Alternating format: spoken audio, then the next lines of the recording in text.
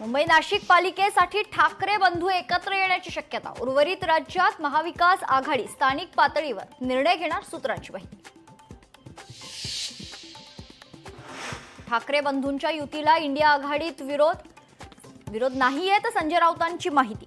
ठाकरेंची युती स्थानिक स्वराज्य संस्थांच्या विषय नसून मुंबईबाबत ठाकरे बंधू स्वतंत्र भूमिका घेण्यास समर्थ असल्याचं राऊतांकडून स्पष्ट।